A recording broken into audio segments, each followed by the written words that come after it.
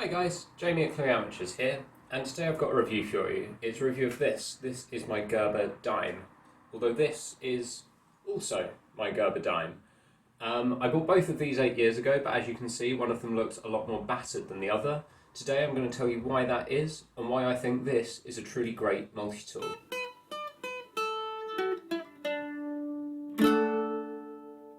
Now, in his book on bushcraft, Ray Mears described multi-tools as a collection of mediocre tools, and I'm afraid to say that this is true of the Gerber Dime in as much as it is true of most multi-tools. There is no single tool on this multi-tool which is better than a tool specifically designed for that job, but hopefully what I'm going to be able to show you today in this review is that as a complete package, this is very much greater than the sum of its parts. All of the tools are packed together in a super compact way at a really great price point, ultimately making this a fantastic, ultra compact multi-tool. So as I said in the intro, I've owned both of these multi-tools for 8 years. I bought one shortly after the other. This was the first one I bought. And the reason this looks so completely battered is that this has lived on my keychain for the last 8 years, up until I think it was the beginning of April this year. It's pretty battered, it's pretty worn, and eventually after 8 years of pretty much constant use, it finally broke. So if we pop it open, one of the springs that holds the pliers has gone, and this is because I was trying to do a running repair on a pot rivet. Definitely not something this multi-tool was designed for, and I've broken that spring, or rather I've bent the over the top of the spring in the scale. I've had this apart, I've tried to fix it, but it is just too far gone.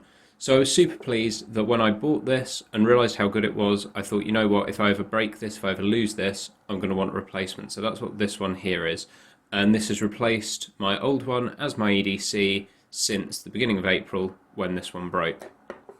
So why do I love these tools so much? Well, we'll go through it in my normal review style. We'll start off talking about the aesthetics. I just think they're a really nice looking tool. I feel that in kind of the multi-tool space, a lot of tools are effectively just square boxes. They're not very attractive to look at. They're not very interesting to look at. Obviously, there are exceptions to that. So, I mean, you've got like the Leatherman Skeletal, very cool looking. But even if you look at some of the other Leathermans, they're pretty boxy, whereas this, I think, has some really nice aesthetic features. For a start, you've got this asymmetry with the colours, so you've got the red and the grey. I liked this because I often carry Victorinox products, and it gave my EDC a bit of a colour scheme. They also do this with this grey and a green, and they also do one that's entirely powder-coated black. Now, you can see this one, even after a couple of months of pocket carry, has some scuffs on the powder coating, and for that reason I'm really not a fan of the black ones of these. I just feel that they look tatty really quickly, and when you've got a completely blacked multi-tool, it also looks a bit kind of tactical, which just isn't what I'm going for. Back to the aesthetics of these though, so in addition to the kind of dual colour, all of the tools are in kind of brushed stainless steel. Got Gerber Dime on the handles there. This nice frame integrated bottle opener, which we'll talk about in a moment, and just a really nice shape to it. It's out of focus there. Yeah, it's an interesting shape, and it's got these kind of nice little design features, make it look a bit industrial. You've got the Gerber logo there. It's just interesting to look at, and I feel even though my old one is super battered, super worn, it's aged well. It looks kind of, you know, battle scarred but still functional, which for the most part it totally is. So size of this, this really is very small. I mean, I've got big hands, and which is probably making it look super small. These weigh in, I believe, 66 grams. If we have a quick measure up, we can see that's about 6.5 centimeters long, just under 2 centimeters wide, and just over a centimeter deep. So on the whole, a super compact, super lightweight multi-tool, which is ideally suited to being carried on a set of keys, or even just kind of slipped in a coin pocket of some jeans. I have carried it like that in the past. So that's the size, that's what it looks like. Let's have a talk about the features. Now, as I said in the intro, none of the features on this are super standout. There are definitely better tools out there for all of these jobs, but I feel the way that Gerber has packaged them together here is really good. We'll start on the outside. So as I've already said, it's got this frame integrated cap lifter, bottle opener, whatever you want to call it. and I really like the width of this. It opens bottles kind of first time every time. If we consider kind of Victorinox or Leatherman bottle openers where they're quite narrow, often you will have to use them twice to get a bottle opener off, a bottle open. Also, where it's on the outside of the tool, it means that if you just hand someone to this to use it as a bottle opener, so long as you kind of hand it to them the right way around, they can see there's a bottle opener there. You're not handing someone a penknife at a party and they're suddenly opening all the blades looking for the bottle opener. So I really like that. It's a really good feature if you need a bottle opener. You've got this little keychain on there. These are very narrow. I have had to bend this back into shape a couple of times because it's stretched, where I have this just hanging off my keys. And the final external feature that we don't fold out is the tweezers, and these are packed away here. Now, not as premium as, say, the Victorinox tweezers. These are just two pieces of metal pressed together with a single spot weld there. So they come to this really nice point, they meet really nicely, and actually I use these a lot. They're really good for splinters or other fine work where you need to kind of pull something out that's very small and fiddly. What is going on with focus today? So actually I'm a big fan of these. They are very small, they're very fiddly, but they do work very well and they do have that nice point there. Moving on then, we've got a couple of screwdrivers. So we've got our small flathead or crosshead Phillips driver. And this has been super helpful. This is really good for loads of different applications, particularly Phillips head screws. It fits really nicely into a lot of them and is often my go-to if I don't have another screwdriver on me. I won't go and looking for another one, I will just use this. Even with a bunch of keys on here, you can get your hand around there and really actually talk with it. This also has the file on there, which is very poorly placed. It's really difficult to use, so you've got this kind of coarse file here and then a fine one on this side. That's basically unusable. You've got the cap lift around the split ring in the way, which is a real pain, because I would actually find this more useful than this side. So the file doesn't see much use, but the smaller screwdriver certainly does. At the other end of the tool, we've got our main flathead screwdriver. This is really good. It's a really nice width for a lot of screws, and it's this continuous flat piece of metal, which makes it really good for light duty prying. And I emphasize light duty. Obviously, I broke my previous dime by using it for something it wasn't designed for. But for things like removing staples from wood or paper, if you've watched me change the light bulbs in my Toyota Celica, this was great for getting the dome light out. On the whole, a really great tool there, really good screwdriver, and as I've said, very good for light prying. Going on then to the cutting tools. So the Gerber Dime actually packs in 3. First up, it's got these very tiny scissors. These are very small, but they actually cut really well for those very small tasks. I've talked in the past about how I've never used to be a big scissors carrier when it comes to my EDC. However, there are those tasks where scissors are just so much better suited than a knife. So for cutting band-aids or plasters, tokens out of magazines and stuff, opening packaging as well. Sometimes if you want to be able to reseal it, you can get a nice neat cut with scissors. In spite of the very small size of these, they're very ergonomic. You can just get your thumb on there and cut away. Unlike the Victorinox scissors, these have this spring which limits the travel of the scissors, so they don't open any wider than this. You've got a pin there that limits the travel. And I think this probably does preserve the longevity of them. I do find that most people who manage to break Victorinox scissors, it's because they've sprung open and they've closed them while they're like that. Yeah, very small, but a really solid set of scissors, and they do cut very well. And you've got the patent number on there, so this is actually a piece of patented Gerber design. So closing up the scissors. Next up, we have one of my favourite tools, and that's the box opener, or the packaging opener. So this is just kind of a hooked chisel ground blade.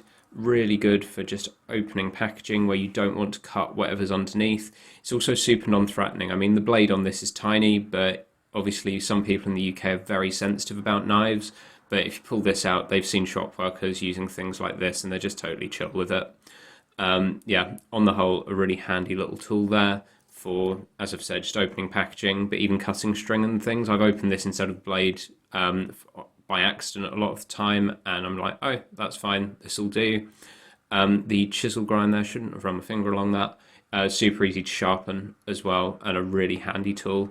Probably not as premium or as well designed as some of the Leatherman box openers, package openers, but also a fraction of the price.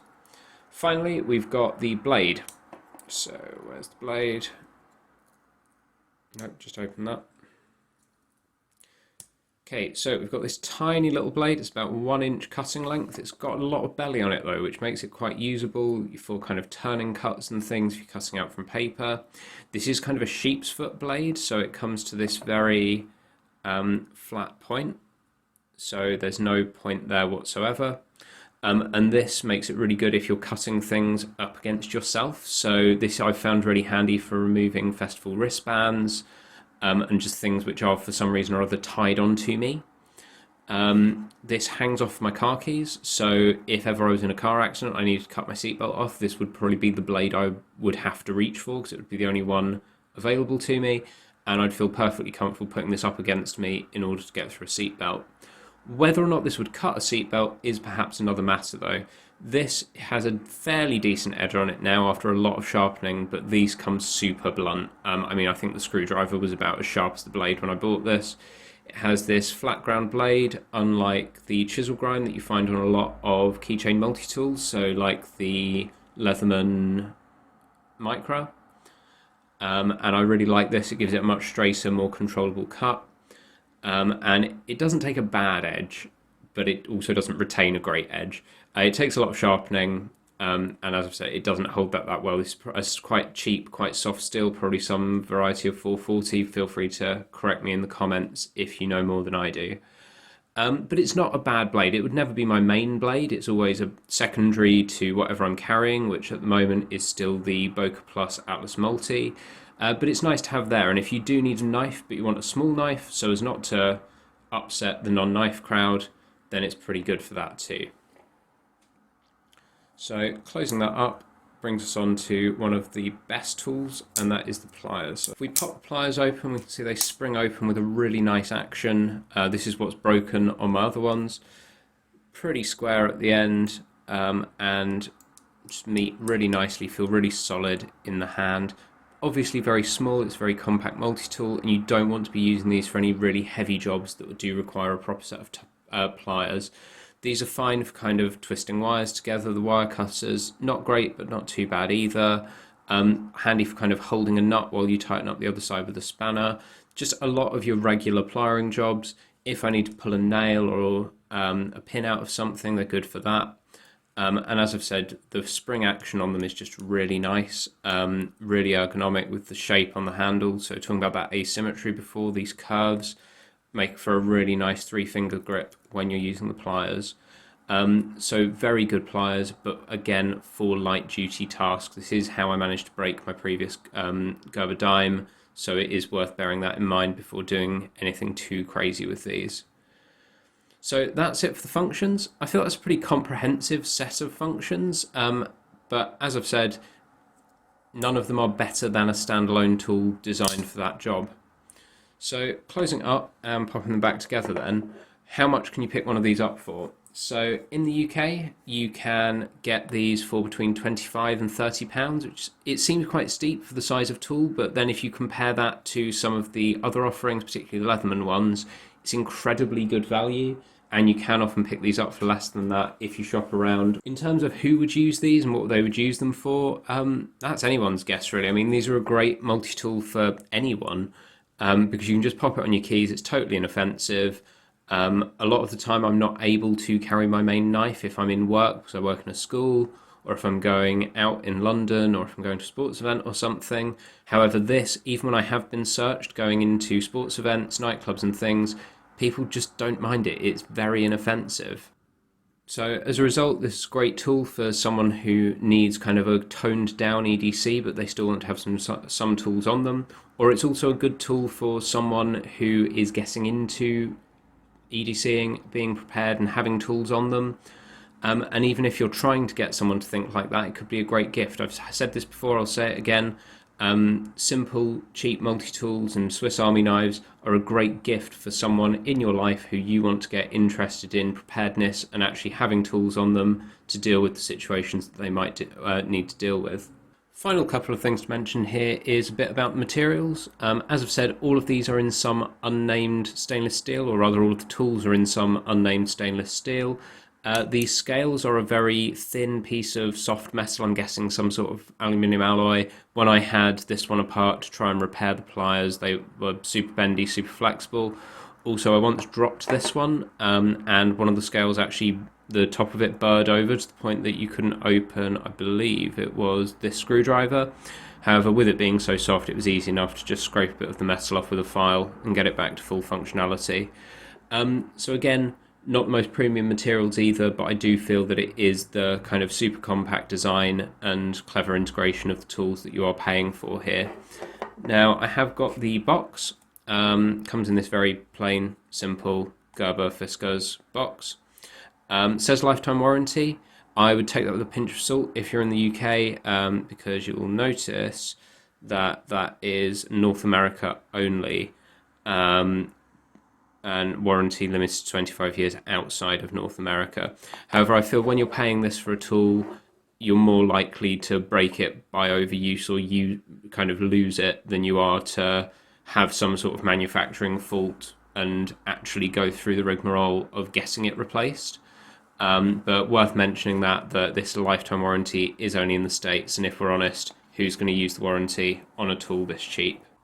So, in summary, that's the Gerber Dime. A tool which truly is greater than the sum of its parts, and just a really good EDC multi-tool for any occasion, really. You can get away with these pretty much everywhere. So thanks for taking time to watch. If you've enjoyed this, please do hit the like button, consider subscribing, let me know what you think of the Gerber Dime in the comments. I would like to thank all of my new subscribers. The channel's seeing some really good growth, which is wonderful. I am aware I have really neglected the channel in the last couple of months, but life outside of YouTube has been super hectic, not necessarily in a bad way, but definitely in a way that has stopped me from making content. But I'm back now, I've got more time now, and I'm going to be putting up content at least every other week. So as I've said, if you've enjoyed this, do hit that subscribe button, and if you're an existing subscriber, then I am very much back. Anyway, I've been Jamie, this has been Clue Amateurs, and I'll see you later.